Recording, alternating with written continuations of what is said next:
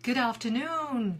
Welcome to Wednesdays with EWAT, English with a Twist. This is Shanti Kumaraswamy Street, calling from London on this Wednesday afternoon, 26th of July. I hope we're coming live. I can see one person coming in, so that's great news. Hopefully. So hi everybody. Welcome to lesson 32 of Wednesdays with EWAT. Wow, time is flying with this series of lessons. I'm delighted. Anyway, listen, let me know where everyone is from. Hi, Genevieve. Hi. Hello from London to Kuala Lumpur. Lovely. Also, you live in KL. That's wonderful. I'm just moving my phone. Hi, Sumesh. Lovely to see you again. So, welcome to everyone. Let me know where you're from. And welcome to this lesson 32 of Wednesdays with EWAT. If you're new to here, welcome. If you're one of my regulars, thank you so much for turning up every single week at this time of, I don't know whether it's the afternoon for you, the morning, late night, late evening. I think it's quite late in KL now. So let me know where you're from. So it's a lovely day here in London, well, at the moment, because we had a bit of it's been sort of a very strange week. So here we go. Anyway, so before I start this lesson, and this lesson is all about Shakespeare, I'm going to be introducing you to 5 quotes from Shakespeare's plays that can teach us a lot about business and how we do business and how we work, and it allows us to look at ourselves, and it gives us some life lessons. So it's really interesting, and that's what I want to share with you today. But before I forget, and before you forget, I want to always remind you that if you have not joined the fast growing community of EWAT professionals, then I would strongly recommend that you do. Now you can do that by signing up at the top of the page on the Facebook page. Sign up, check out my homepage, have a look at what of the bonuses that are available for you if once you become a member of this EWAT community, which includes these lessons, and also you get my free e-guide and my weekly lessons that are delivered to you through the blog, and also the business idioms and Wednesdays with EWAT. So join, because that way you are involved in the community and I write to you more regularly on that basis. So do that, and I'd love to see you. I know Genevieve joined us last week, and it's a real pleasure to welcome you. Now it's 10 o'clock in KL, you said. You had to tune in. You really enjoy my teachings. I'm so glad, Genevieve, to have, and I'm very, very fortunate to have such wonderful, loyal followers and students. Hi, Kelly. I see Kelly has joined.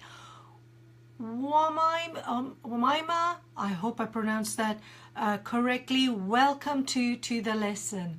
So let's get cracking on today's lesson 32.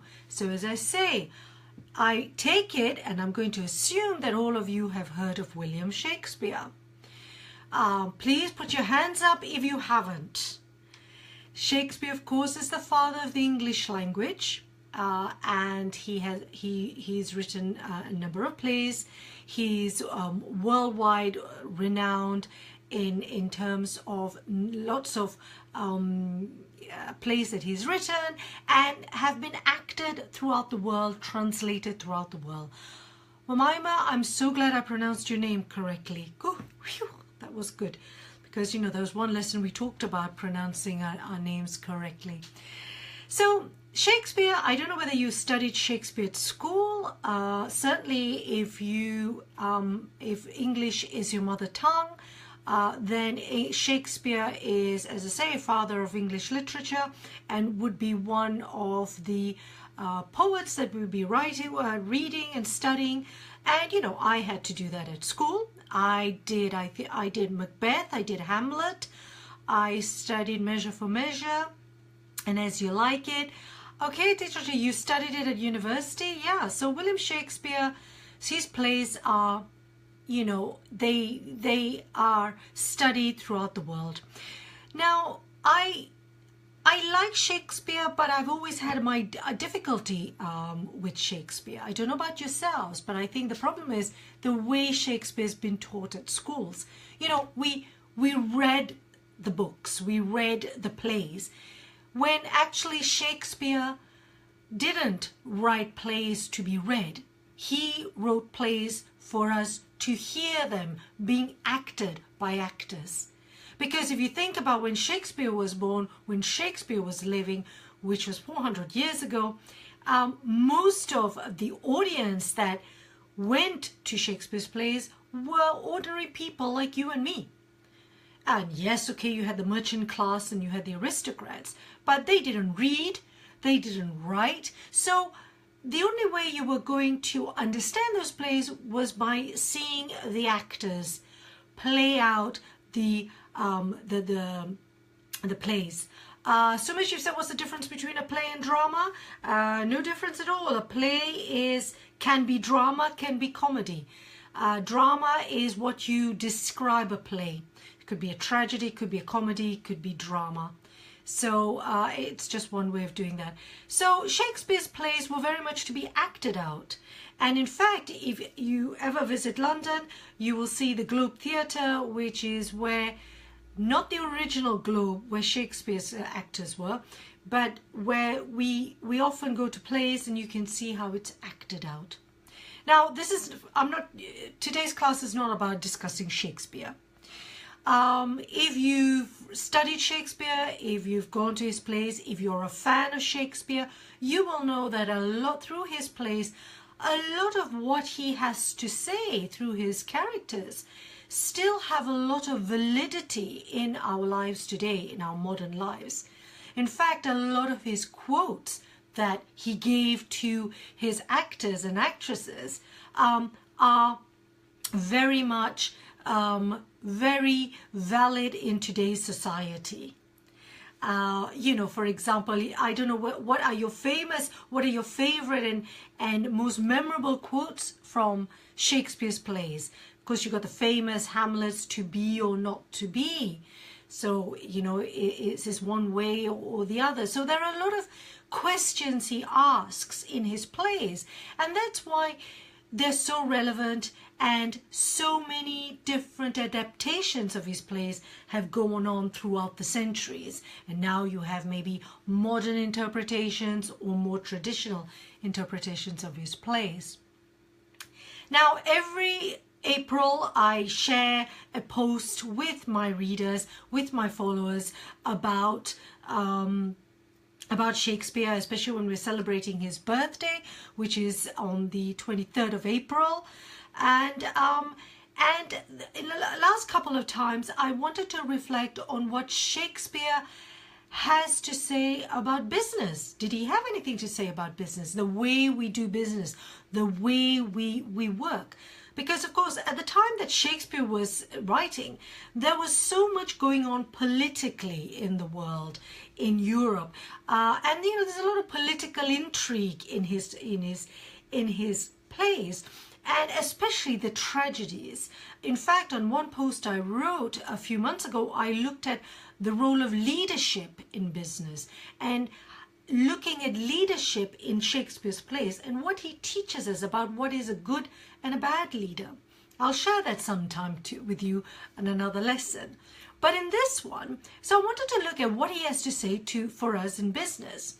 And I thought I would share with you 5 quotes that I looked at, I picked up from my research on what it tells us and what we can learn through what Shakespeare had to say.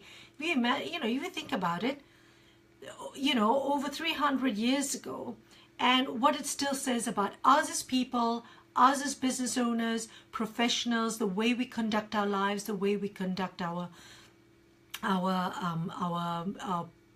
careers and our professional lives. Hi Rosie, lovely that you could join us. That's wonderful. Hey guys, you know, do let me know where you're from, what time it is, and you know, please join in. Tell me what Shakespeare means to you. If you know much about Shakespeare, what is your favorite play by Shakespeare? What is your favorite character in Shakespeare? I'd love to know more about it. As I say, I don't profess to be a Shakespeare expert, but it's just interesting when, and I think as I've got older, I've begun to appreciate Shakespeare. Now, in today's class, we're not looking at Shakespeare's language because, of course, his language is old language. We're not looking at that. We're just going to pick up his quotes, and I'm going to share with you 5 quotes and look at how we can interpret that in business. So let's go with quote number 1. And I'm going to read them here because I haven't memorized all the quotes. I've not got to that point of being this great, actor.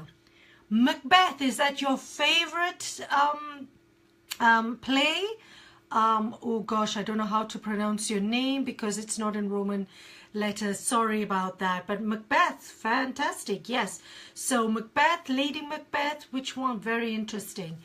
Great. Okay, so quote number 1. And this is from Hamlet, the play Hamlet. So, brevity is the soul of wit. Now, don't worry if you're thinking, oh, Shanti, I don't quite know what you're saying, how to spell this. I'm going to make a list. I'm going to write a list of the quotes, and I'll add that as a PDF so that you can download it and keep it for yourselves. So don't worry, at the end of the lesson, after the recording, I'll attach it to the page. If not, I'll be sharing that also with everyone in my EWAT community. So don't worry about that. But let's see. Brevity is the soul of wit. So brevity, what is that? That's the noun of to be brief. So brevity is the soul of wit.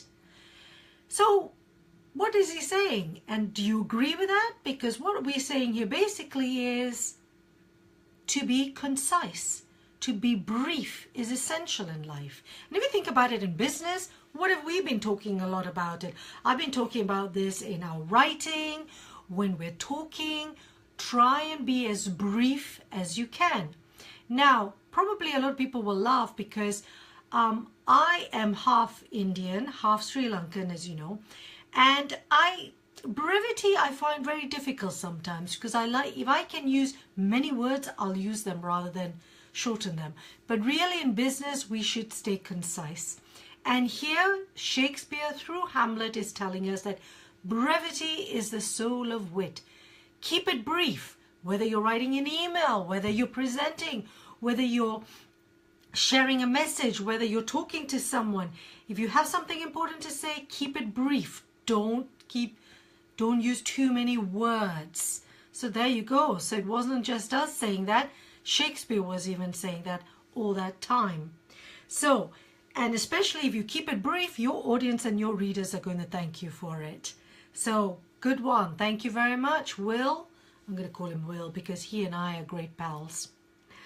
Quote 2. Okay, so this is a bit longer.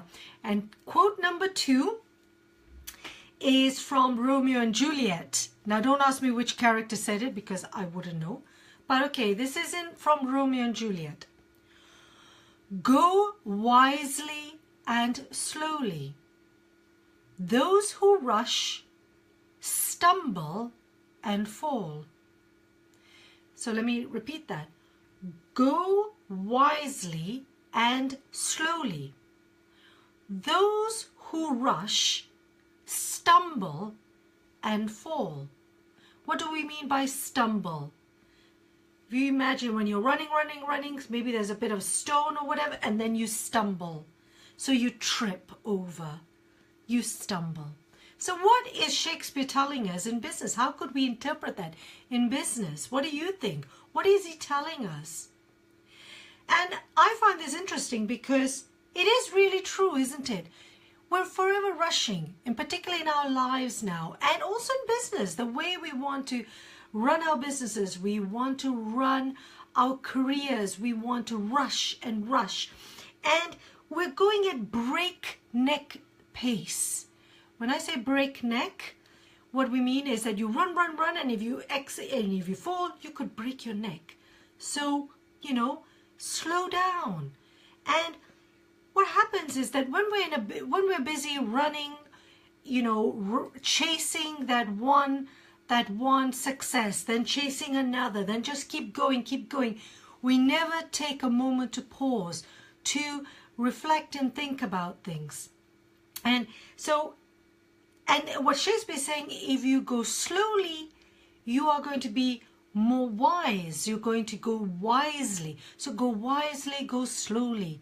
Because those who are rushing, those who are just in a rush for everything, to achieve things quickly, to finish their tasks more quickly and not enjoy the task whilst they're doing it.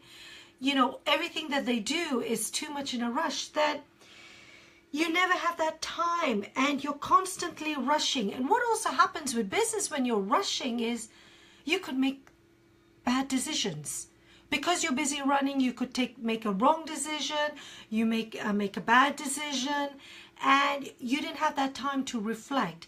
And it's so important in this world where we are, particularly now with all our devices around us, everyone's in a rush, we have 24-hour news, everything is accessible, for us, that we never give ourselves a break.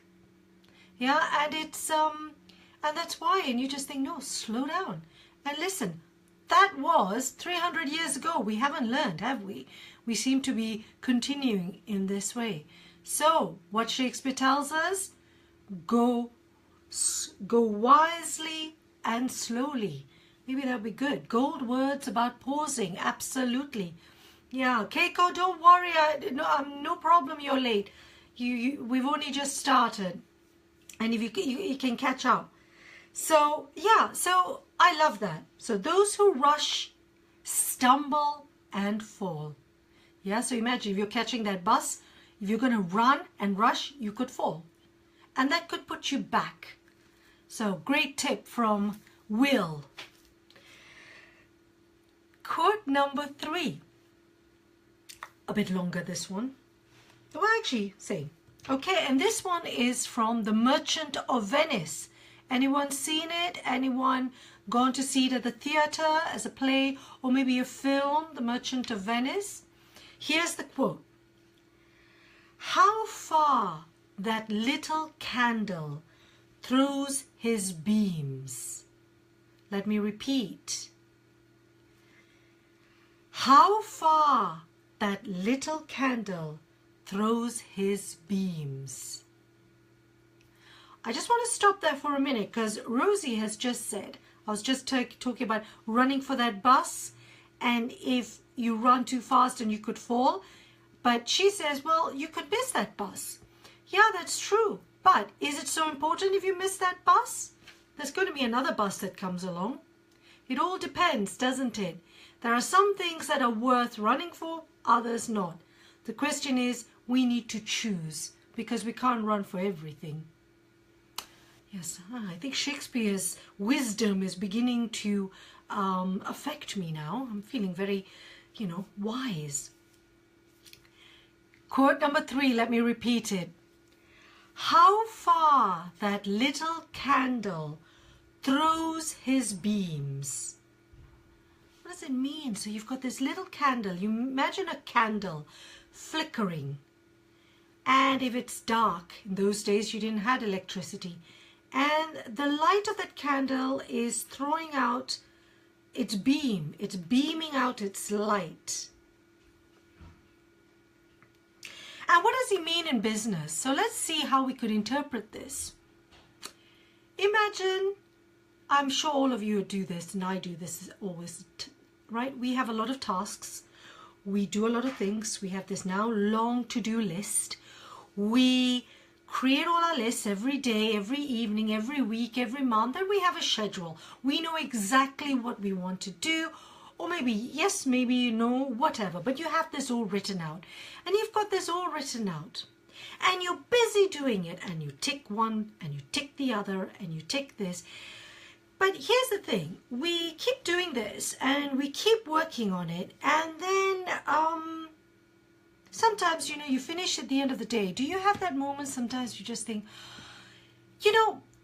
I'm just working, I've been doing all this, and you just keep having the day-to-day detail, looking at your day-to-day detail, getting it all done, that sometimes we forget to look back and see how much we've actually achieved. Because here's the thing, I don't know about you, right? Because I often do this, sort of, because I have so many things I want to do, I want to achieve. So you'll set it out and go, right, I'm going to do this. And often I think, oh gosh, and all I think about is, oh, I haven't done this, or I haven't done that. Okay, I did this bit, okay, great, but I didn't do this, and I've got this other thing to do, and now, if you're running a business, or you're doing your job, and there's always something else you could be doing. And I know, for example, if you're running your own business, if you're an entrepreneur, your job is never finished. Your work is never finished. There's always something you could be doing. So you finish one task and you want to start another one. You finish one task, you want to do, oh, I've got to do this, I've got to do that, and I've got to do, oh gosh, I didn't do that. And there comes a point when you actually have to say, hold on one moment. Why don't I just stop and look at everything I've achieved up to now? Let's see, because I don't know about you, there are moments when I think, because maybe I'm comparing myself to other teachers, teacherpreneurs, or people, and I'm thinking, gosh, God, they all seem to be doing this, and what have I done? I don't seem to be, I was going to do this, and it's taking me forever, and I haven't done it. And you need that time to stop and reflect and go back and think, oh, this is what I've done. So look at that candle flickering as it's throwing off its light across a room. Look at all the things that you have achieved, because that candle is flickering, beaming its light across an area that shows you what you have done. So that's what I would interpret, and many other people would interpret this quote. So again, how far that little candle throws his beams. And you're looking back and going, wow, you know what? Actually, I know I've got a lot to do, but let me just look back and think, oh, what have I done? So it's great, isn't it, for say you're middle of the year like we are now, and you want to look back to the beginning of the year. Maybe you set a series of resolutions, New Year resolutions. Maybe you did. And you're thinking, oh, I haven't achieved everything. But you think, no, hold on, let me see. And you look back at your calendar, you look back at your schedule, and you look at all the things that you have accomplished. And you think to yourself, hey, I haven't been that unproductive. I've actually done really well. Yes, okay, there could be things, but no. So again, Shakespeare's saying, we all need to do this, because otherwise we can get very much caught up in that world of thinking that everything we do is not enough. Particularly, I think, in this world of social media that we live in. This bubble that everybody else's lives are so much better, they've achieved so much more, you're measuring somebody else's success to, and you're just thinking, oh, they've done this, and I've just done that. Really? Why don't you look back? And I see this also with my students, with my clients, with your English. Think about also what you have achieved with your English, with your business English, and what you've achieved up to now, because it's so easy for us to feel that, I am not improving, I've not been able to do this, I keep doing this, but nothing is getting better. And I think, no, why don't you look back? Why don't you log things that you've done? Why don't you go back and think, well, what have I achieved? And that's why setting goals are really important, even when learning English, in anything that we do, because you set that goal, you set the steps on how you're going to achieve those goals, and then you can go back and think, have I achieved those steps? Have I done them? And that gives you that sense of accomplishment, that sense of, satisfaction that you can pat yourself on the back and go, well done. Yes, I have made progress. You know, and this is what I try and share with my clients all the time. Yes, you have made progress. You might not think you have, but we all do. Sometimes it feels that we're not. And that's the same within our businesses. Yeah, and that goes with everything. So Shakespeare is very, very wise in sharing that with us. Welcome to everyone who's just arrived. Don't worry. And Rose, thank you so much for sharing my video. Well, Mommy, okay, thank you. I really like the interpretation. Yes, at first I interpreted it as a little candle. Oh, let me just check that. I just can't see that. My mouth good is saying. So let's look again. Oh, thank you, Biljana. That's really kind of you. Yeah, I just love it. I mean, listen, it's not just my interpretation, but I did research to look at this. But I just think, you know, it's just such a great, and it's also a great picture in your mind. You imagine this candle beaming out this light. I'm just taking a bit of a moment because I just want to say, yes, well, Mama, I just wanted to look at that. You said, I interpreted it as a little candle. It could shed its light through the whole place. So it doesn't matter how small your business may be, it can be as successful as a big one. Love that. I really like what you said there, Mima. Exactly. Because, you know, big isn't necessarily always great. Small is good, and it's the small steps you make that give you that sense of achievement. And we always say this, whether you're running a business, whether you're running, you know, you're trying to improve yourself professionally, personally, whether you're improving your English, it's taking those small steps. Whether you're running for a marathon, training for a marathon, it's those small steps because they're going to be the achievable ones. And if you can achieve those, the huge sense of satisfaction is immeasurable. You know, so it's so important for us to always remember, you know, you don't have to get there in super fast time. Again, going back to quote number 2, go wisely, go slowly, as Shakespeare says. And those who rush stumble and fall. Don't. Take your time and go in small steps. But then always stop to look back and see what you've achieved. So, quote number 3, I think has resonated with you. And I think it's a great one. So thank you, Will, for that wonderful piece of quote from the Merchant of Venice. Quote number 4.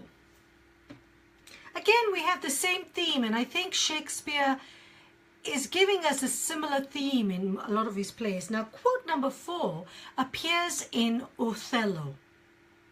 So if you remember, Othello is about the Moor king and what happens in Othello.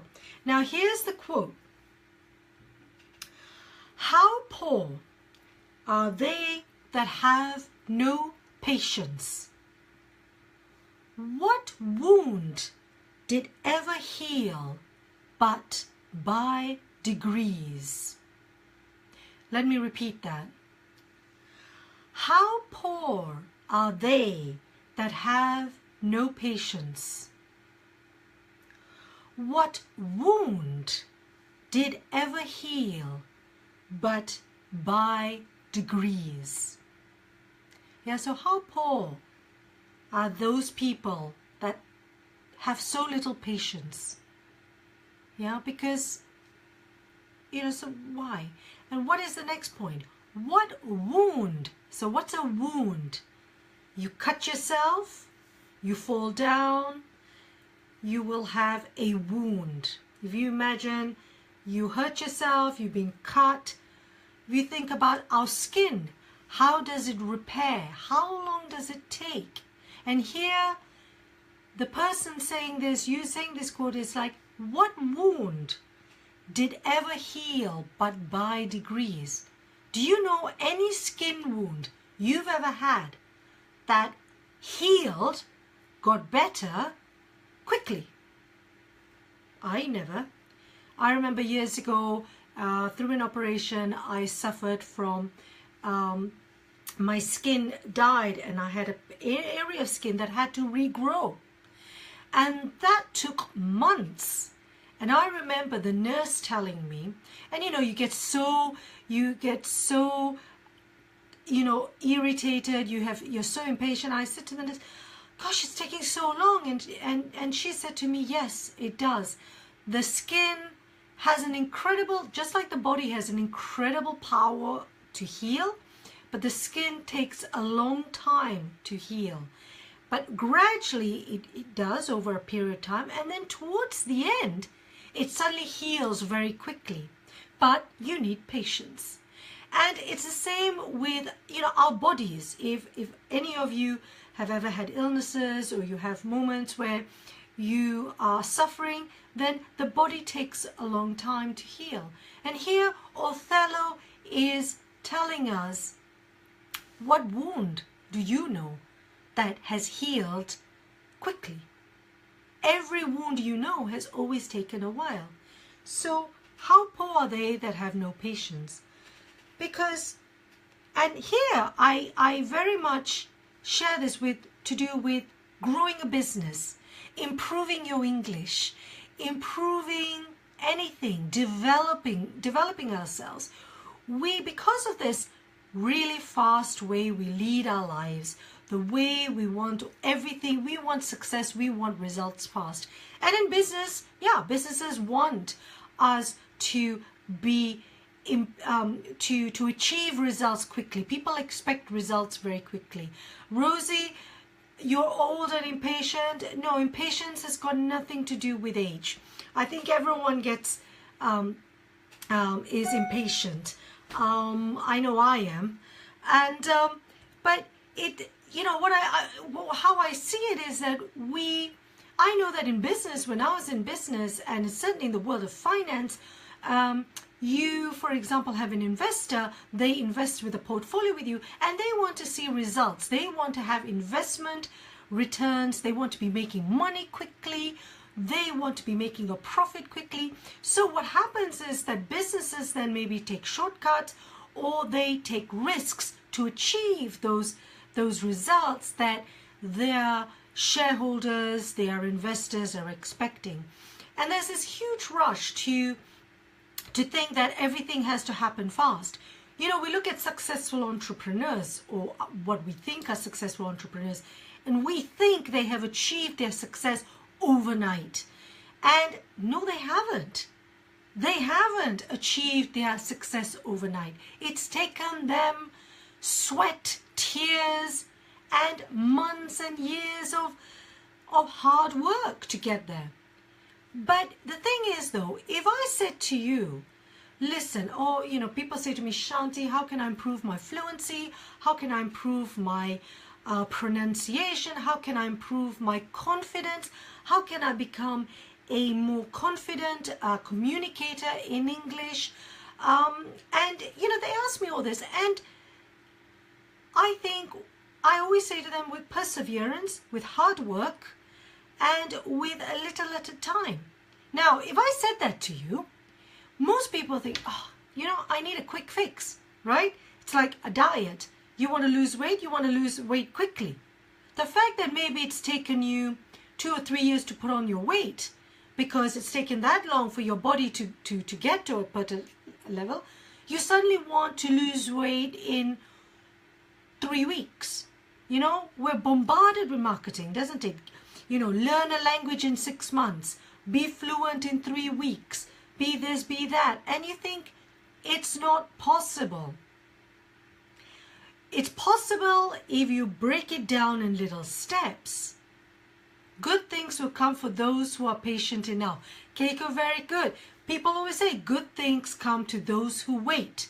Exactly. And this is always the case. The people who are patient, who are going to keep at it, be consistent, be persistent, do not give up. The thing is, though, that is hard work. That takes a lot of stubbornness. It takes a lot of perseverance. Not discipline. I don't think discipline, but it means that you have to create a habit. You have to create a routine to achieve that.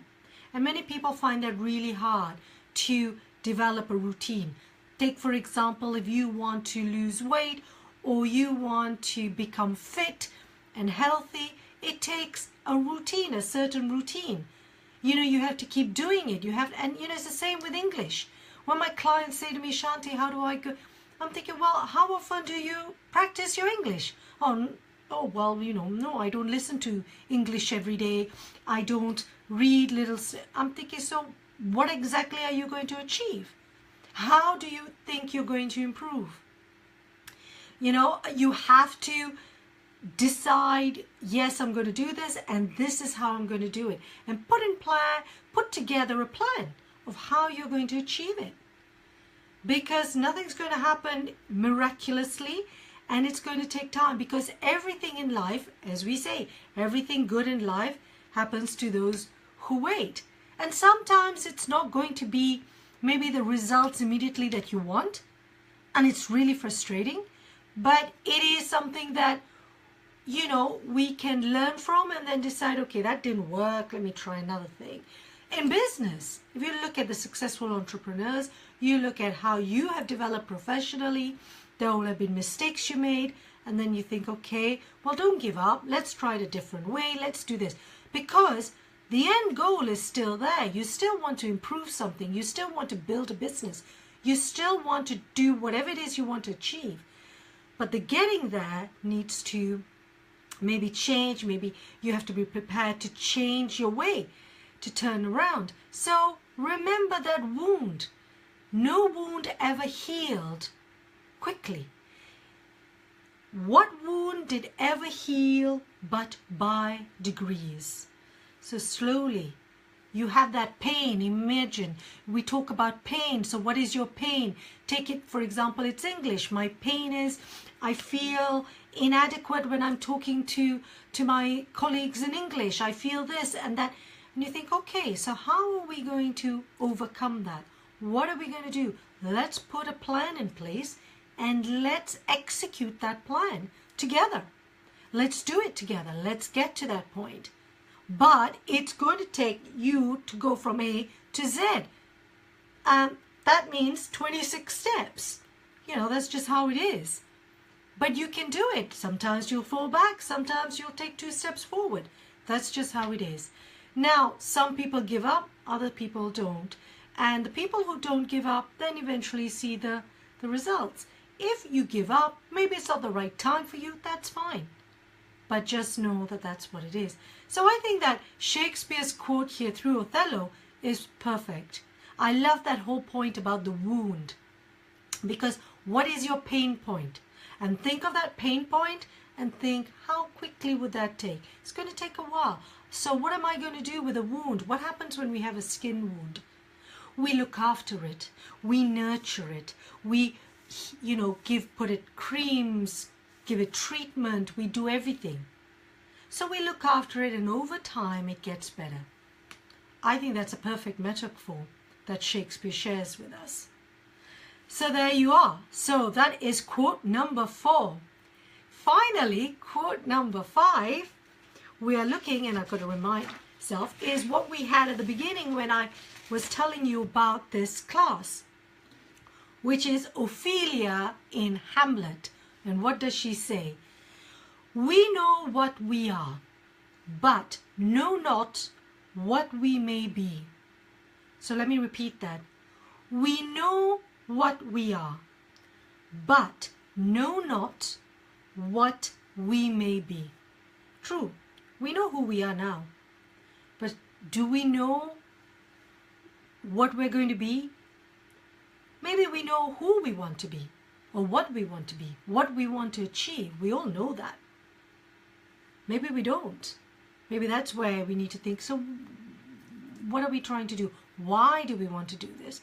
Okay, so what does this say about us? What does it say? What is Shakespeare saying? We're talking about introspection. So internal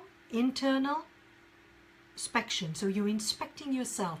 again, a lot of reflection, looking inside, looking at your strengths, looking at your weaknesses, looking at how we do, you know, how's the business going? You know, maybe you're reflecting on your business and saying what worked, what didn't work, what have we learned, what haven't we learned, what should we improve, what works well, let's keep it that way. And you know, in all businesses, that's what constantly we have to be doing. Keep checking, keep going over, keep doing. Even in our professional life, in our careers, if you're employed with a company, but you for your own professional development, you're always saying, what can I improve? What do I want to do for myself? What do I want to do for the company? How, you know, what worked well in this situation? This technique that I adopted, was it good? Was it bad? What did I learn from it? Did I learn that it's worth continuing, or should we drop it? And in a business, that's what businesses are constantly having to do. For example, I like to share with you my journey as an entrepreneur, as a teacherpreneur. There's so much I have to learn on the online world and running my own business. You know, so I start something and I think, oh, that's great, great, great, super. And I think, oh, wonderful, I've done that, tick box. And then I read books and they say to me, no, because you're always going to have to keep going back, looking at it and reflecting and thinking about, I know where I am now, but is this now what I want? Is this where I want to go? Do I need to change something? Or I see something else and I think, that's great. Could it work for me? You know, when I see an idea and I think, could this work for my students? Could it work for my classes? Could I introduce a program? Now, for example, I'm thinking of a new program for you guys in the autumn for first of all, my email readers. So people on my email list, my subscribers, and I'm thinking, oh, I'm thinking of that program. I think that would be good. And based on what you've been telling me. And you know, I didn't think about it 6 months ago because I was thinking about other things. But now there are other things and I think, could this be? Is this the right time? So we're constantly reflecting and going backwards and forwards and backwards and forwards. And that is the beauty of business and the beauty of us. You know, we cannot stagnate. If we stagnate, we never grow. We never grow as people. And this is to do with our business, this is to do with ourselves, but it's also to do with how you apply it to how you approach your English. You know, once you've learned something, that's not the end of it. You keep learning. But the key is finding ways that keep you engaged, keep you wanting more, wanting to do something. Never sitting and thinking, oh yeah, that's done, I'm done, great. You know, imagine, for example, you've tasted something. You've tasted a new dish and you think that's wonderful. Or maybe you've tried cooking something and you think that's wonderful. Okay, you could just be happy with that. Or you could think, how about if I added this? Or how about if I tried that? And constantly experimenting with ourselves and thinking, can I improve this? Oh, no, this is perfect. I don't want to improve it. But maybe there's something else. And you're constantly having that conversation with yourself. And I think this, for me, is what this last quote from Shakespeare is. We know what we are, but know not what we may be. So we don't. So what can we do about that?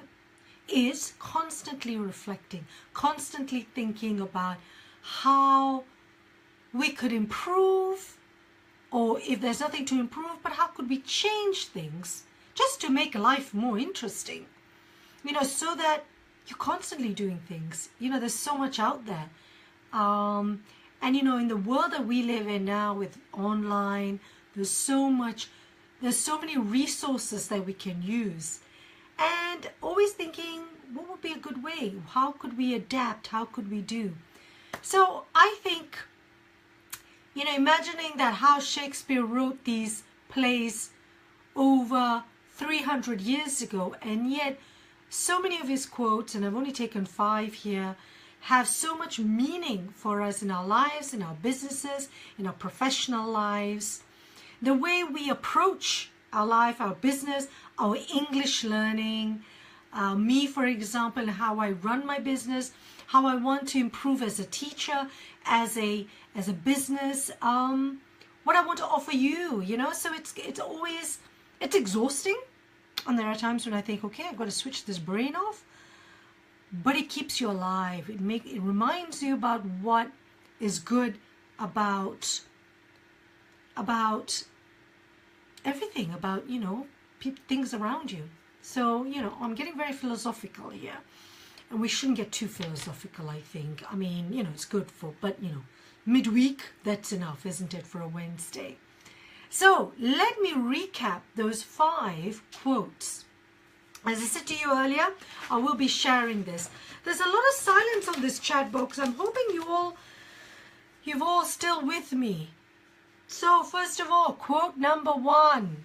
Let's be concise, because according to Shakespeare through Hamlet, brevity is the soul of wit. Brevity, being brief, is the soul of wit. So being concise is what it's all about. Fantastic. Gabriela, you're saying basically I think we have to make the best with the opportunities we get and enjoy the results too. Absolutely. There's another quote that Shakespeare gave, but I didn't put this in today's class, but where we need to enjoy the moment also. I know this is a cliche. People, we hear this a lot, enjoy the moment, but I really believe it. Sometimes we're so in a rush to get things done, to finish things, to get to the next task, that we don't often enjoy what we're doing at that time. And I think that's a real shame, because we need to enjoy the experience. Genevieve, if you're still here pondering over what you said, well, I didn't say this. A lot of this was Shakespeare, you know, saying this. You know, it's like when I do a task. So this morning, for example, I spent the morning putting together a presentation I'm giving to a group of teachers next week online, and I was putting it together on my PowerPoint presentation. I was brainstorming some ideas, and I gave myself the morning. I gave myself about a couple of hours, 2 to 3 hours. And I thought, well, I could take a long time, or I could just sit and contemplate and enjoy what I was doing then. There are other things I could have also been doing that I needed to do, but I think, no, do that, enjoy that moment, and then look at the next point that you've got to do. Because that's what we need to do.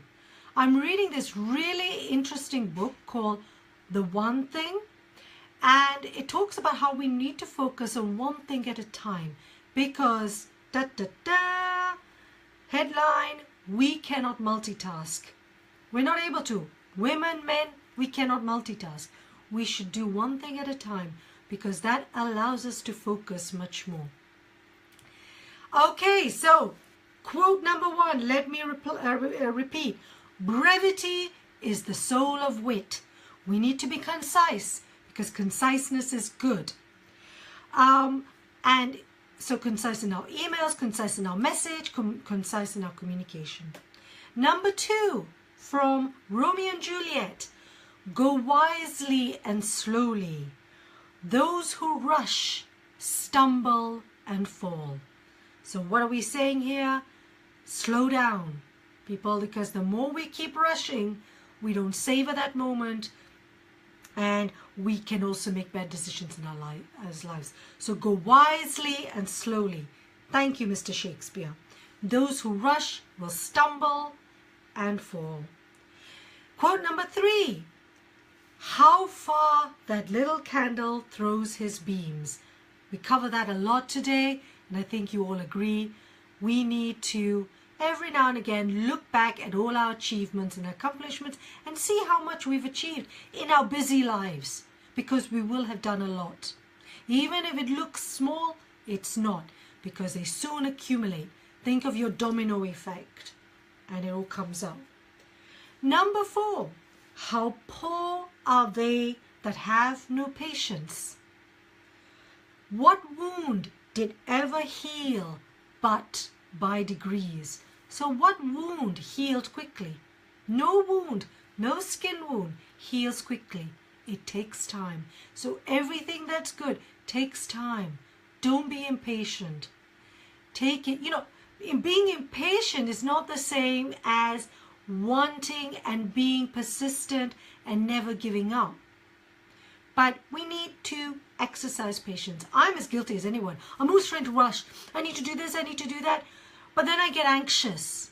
And then every now and again I stop, Shanti, enjoy it. Because then that moment is gone and then you think, oh, it's gone. So don't. So patience and let it take its time. It's going to take time for you to improve your English. But put a plan in and gradually see it. And then look back at that candle. Look at its beam to see how much you've achieved.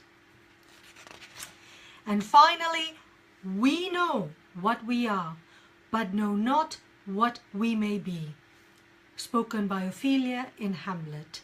So, we know where we are, we know who we are, we know what we're trying to do at the time, but every now and again it's good to see maybe we need to make changes, we need to reflect or have some introspection, look back into ourselves, look at our strengths and weaknesses, what can we improve, what can we change, what is no need to change.